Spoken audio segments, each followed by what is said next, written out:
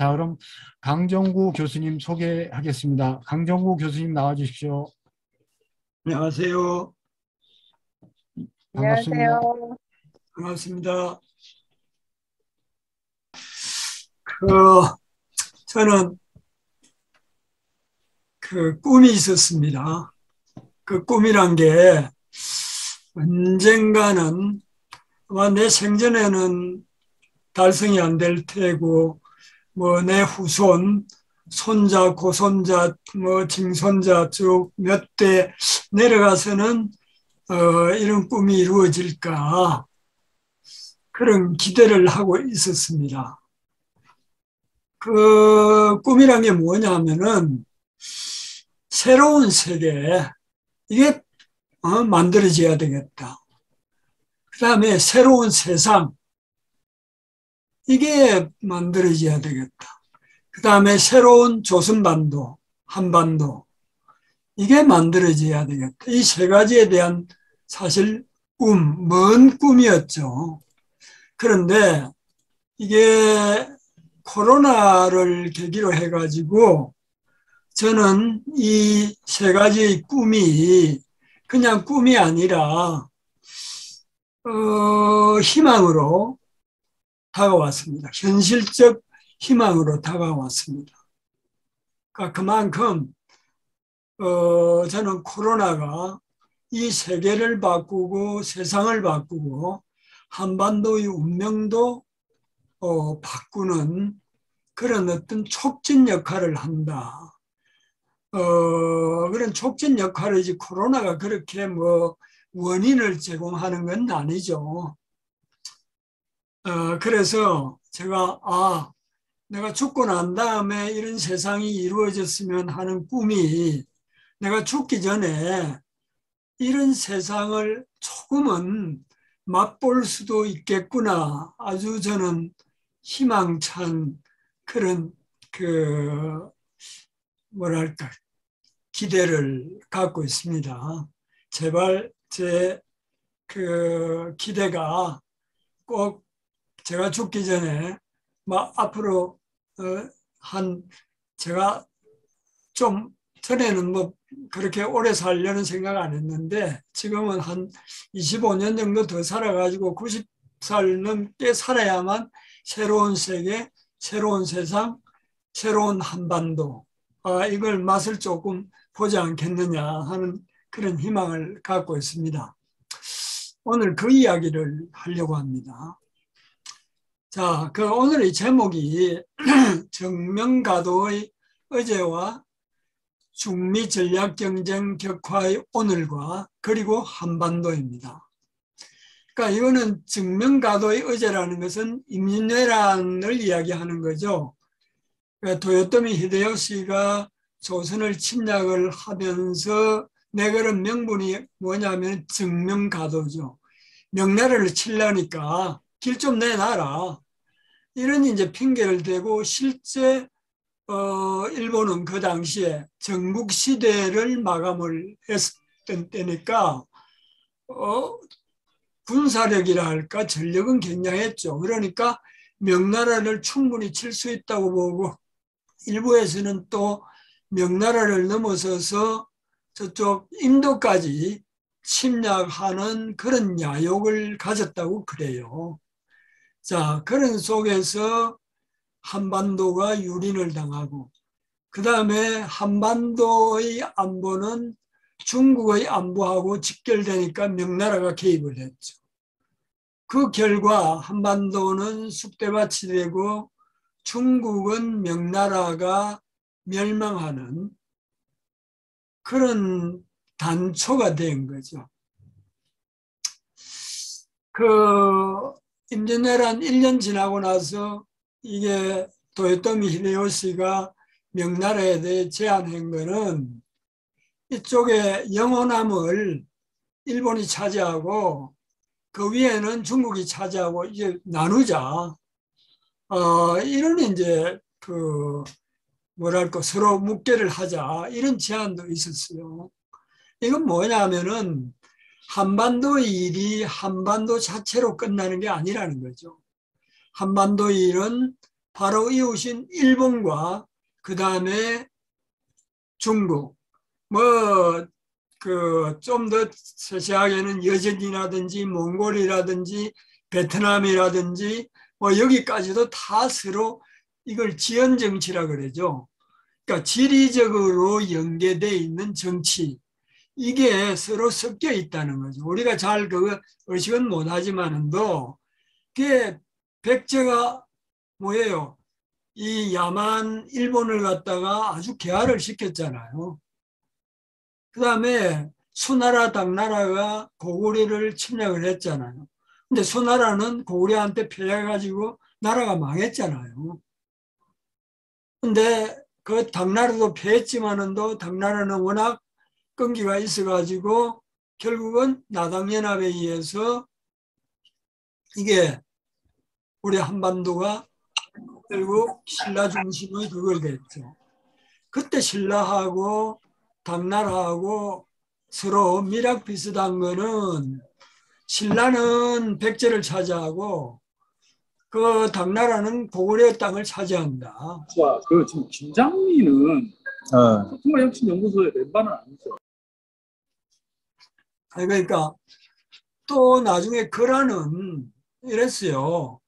고려하고 협상을 하면서 거란은 고구려의 후예다. 그리고 조선은 고려죠. 고려는 신라의 후예니까. 그러니까 평양이랄까. 이걸 경계로 해서 저쪽은 거란의 영역으로 삼고 이쪽은 신라의 고려의 영역으로 삼자. 이런 제안들이 있었고 우리는 고구려를 완전히 이게 조선민족의 그 단일로 생각하기 쉬운데 사실은 고구려는 조선족이 중심이 됐지만은도 다민족 구성이거든요. 그러니까 우리가 생각하는 것처럼 한반도는 한반도만으로 끝나는 게 아니라는 거죠. 역사적으로 보면 옛날부터 지금까지 이게 한반도의 문제와 중국의 문제와 일본의 문제가 가장 밀접하게 연결되어 있고 그 다음에 여진이라든지 그 다음에 몽골이라든지 베트남이라든지 그 다음에 유구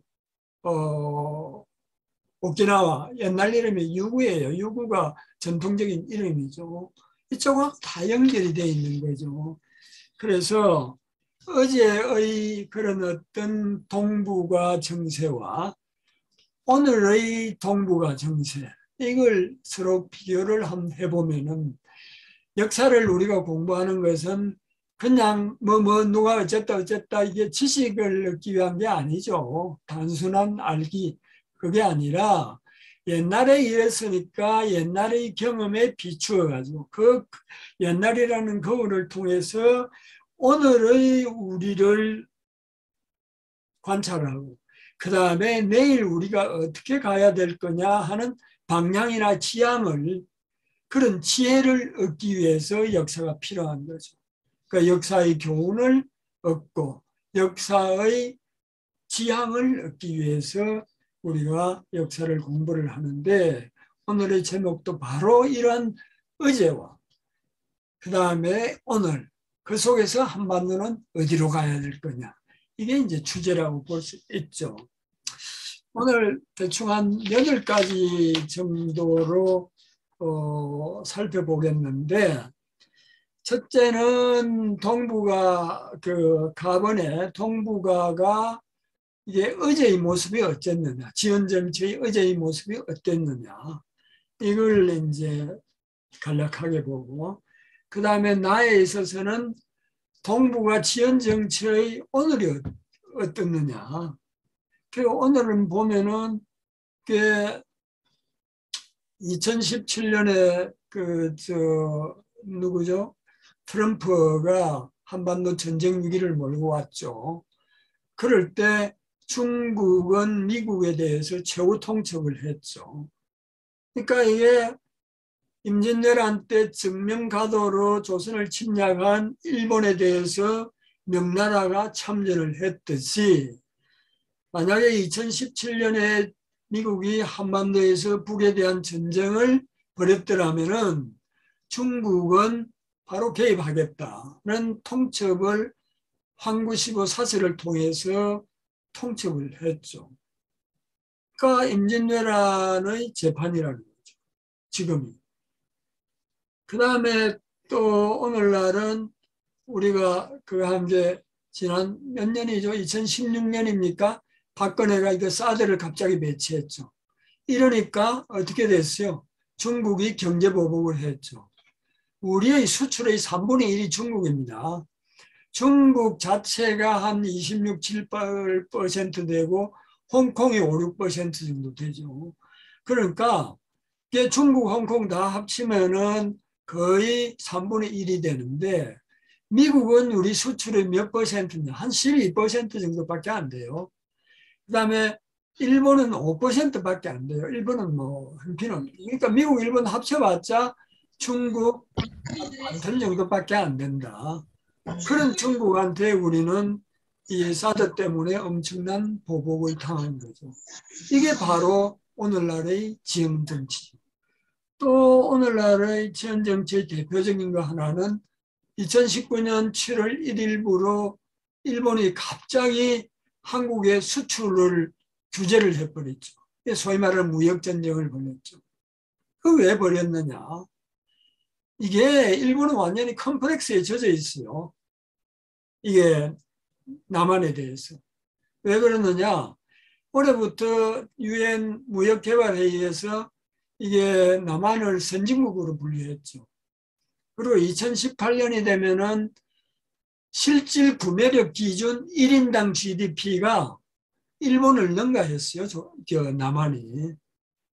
그리고 반도체라든지 조선이라든지 뭐 배터리라든지 첨단 기술이 가전제품이라든지 일본하고 남한하고 비교하면은 일본이 게임이 안 됩니다. 옛날에는 65년 한일협정을 할 때 어떻게 했어요? 완전히 조선을 그러니까 이 남한을 일본의 하위 종속 체제로 묶어놨죠. 근데 그게 이제 서서히 역전이 된다. 이러니까 이렇게 놔둬서는 안 되겠다. 이래서 앞으로 가장 중심이 될 반도체의 그 소부재, 소재와 부품과 장비, 소부장 이거를 그 수출 제한을 해가지고 한국에 아주 치명타를 가하겠다. 이렇게 해가지고 무역전쟁을 벌였던 거죠. 근데 옛날의 그 남한이 아니죠. 일본한테 거의 꼼짝 못하는 경제적으로 꼼짝 못하는 그런 남한이 아니라 오히려 이걸 계기로 해가지고 한국은 아주 새로운 그러니까 전화위복이라 그러나 이런 걸 달성을 했죠.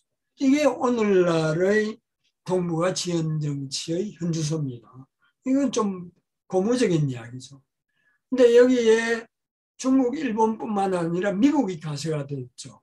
그러니까 미국이 가세가 된 게 답은 라번인데 이게 이제 사실은 중국이 도발을 한 게 아니라 전적으로 이 다라에 보면은 미국이 중미 전략 경쟁을 도발을 한 거예요.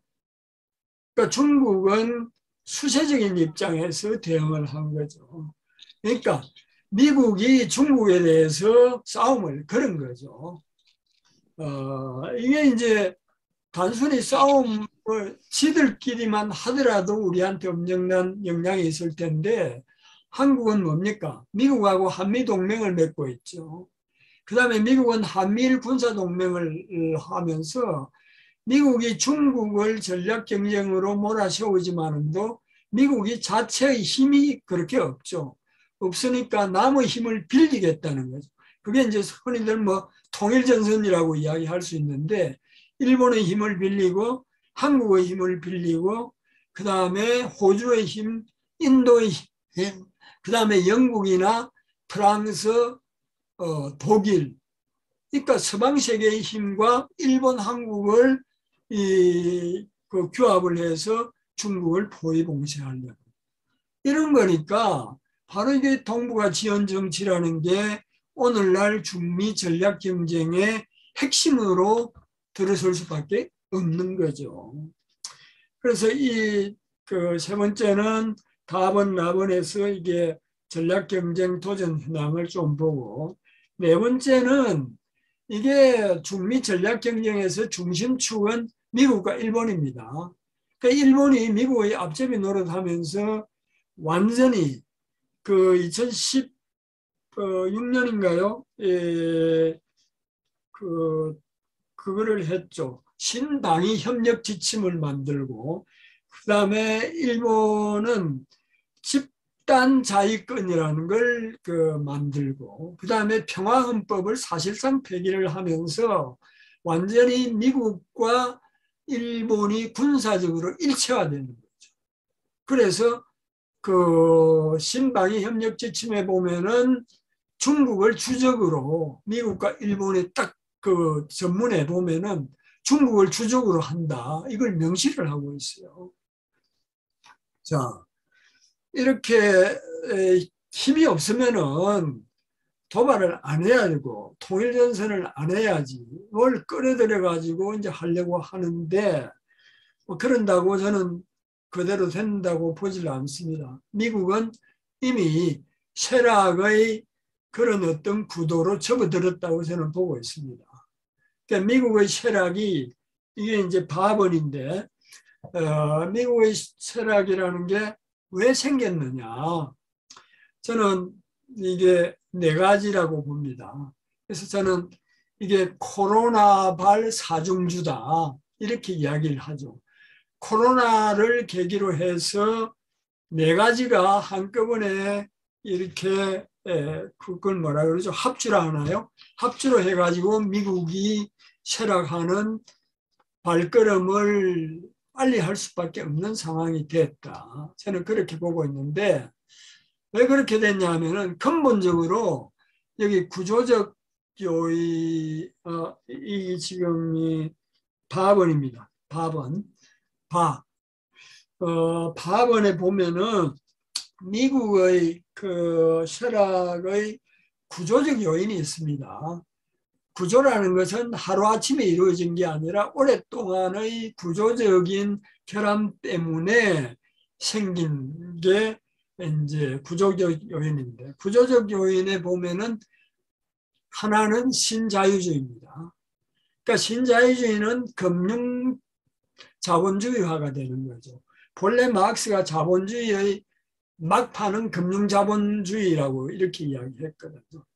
그러니까 미국이 완전히 신자유주의를 통해서 금융자본주의화가 되고 빈부격차가 극심하고 국가가 전혀 힘을 못 쓰고, 그 다음에 이 재벌들 이쪽이 완전히 사회를 주물딱거리는 이런 세상이 되어버렸죠. 빈부격차가 하늘과 땅 사이로. 그래서 그러니까 이건 망할 수밖에 없죠.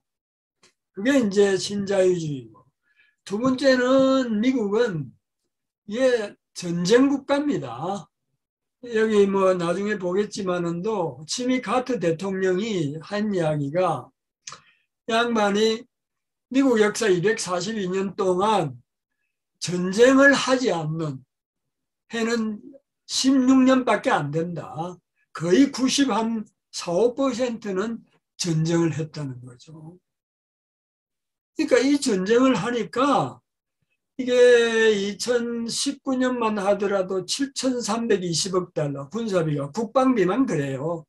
국방비가 7,320억 달러인데 여기에는 핵무기 같은 거는 포함이 안 됩니다.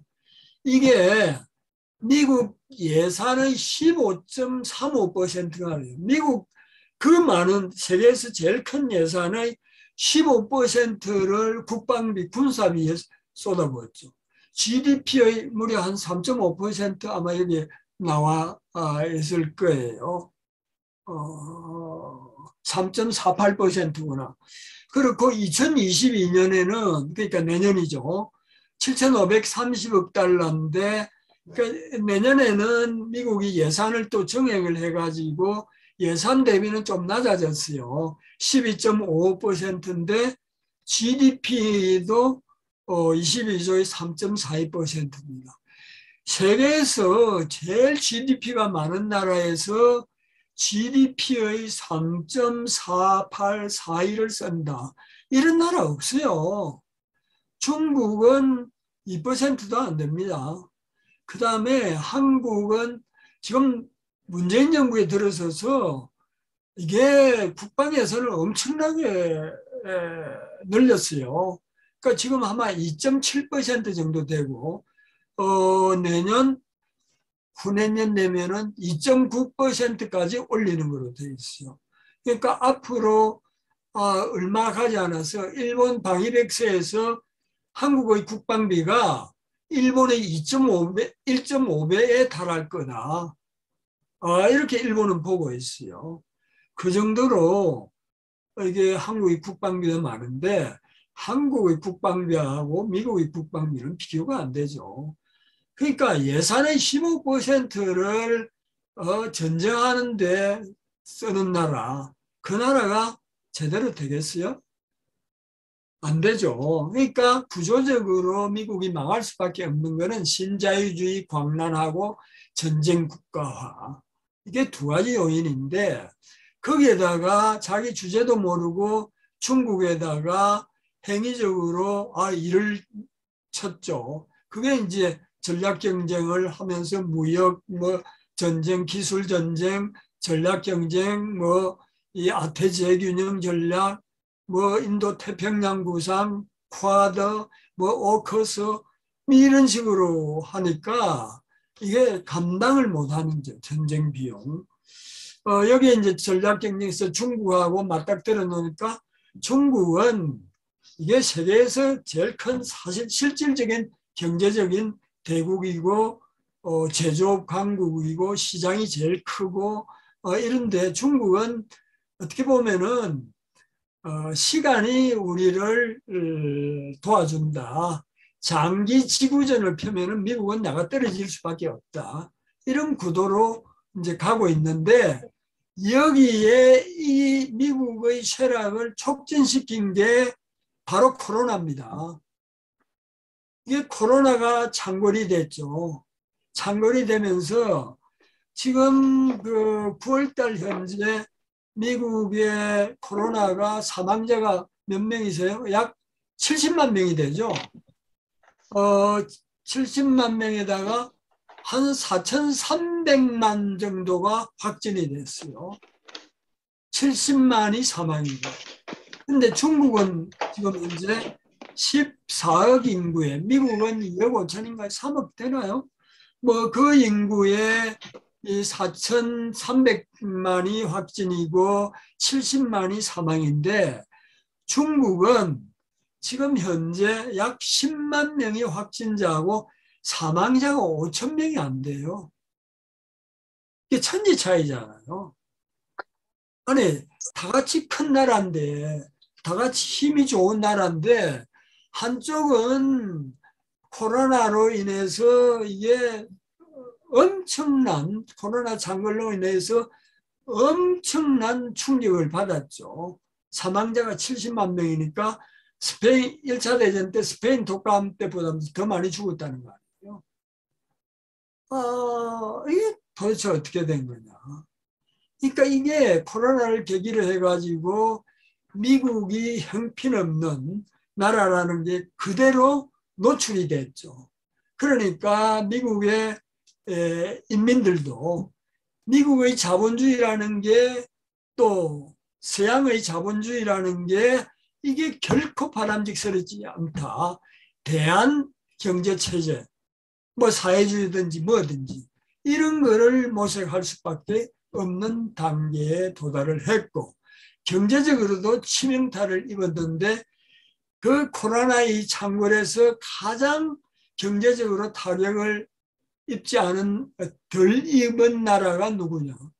바로 중국이고 중국은 오히려 코로나를 계기로 해가지고 세계 경제에서 차지하는 비중이 더 늘어났죠. 미국은 쪼들어지고 코로나를 계기로 해서. 그래서 이 코로나가 발병함으로 해서 미국의 구조적 요인이 그대로 드러나고 이게 이제 악화가 되고 쇠락이 촉진이 됐다. 그 대신 중국은 코로나를 계기로 미국과의 경쟁에서 우위에 설 수 있는 자리를 확보하고 경제도 더 활성화되면서 세계 경제에서 차지하는 비중이 중국이 더 올라갔다. 이 네 가지가 합주하면서 미국의 쇠락이 더 이제 촉진이 됐죠. 자, 이런 이제 그 4번의 중국의 대응과 불기에 대해서 좀 하죠. 4에. 중국은 미국의 이런 도전에 대해서 군사적인 대응을 중심으로 삼지 않아요. 군사적으로는 상호 확정 파괴라고 해가지고 미국이 핵전쟁을 일으키지는 못한다. 뭐 계속 항공모함이라든지 위협을 하지만은도 미국이 전쟁을 중국에 대해서 벌이지는 못하죠. 그건 뭐 지구촌의 종말을 의미하니까. 그래서 중국은 군사적 대응에 중심을 두는 게 아니라 경제적 대응에 중심을 두고 있다. 결국은 시간이 지나면은 경제력이 좌우한다. 이런 어떤 장기적인 전략을 두고 중국은 여기에 대해서 대응을 하고 있습니다. 그 다음에 R번, 4번은 이게 중국이 그러면은 미국이 쇠락하게 되면은 중국이 중심이 돼서 세계를 이끌어갈 텐데 중국이 이끄는 세계 질서는 어떤 모습일까? 이런 걸 보고 마지막으로 여기서 한반도는 어떻게 되고 어느 방향으로 가야 될 거냐 하는 게 이제 마지막이 되겠습니다. 우리들의 통일을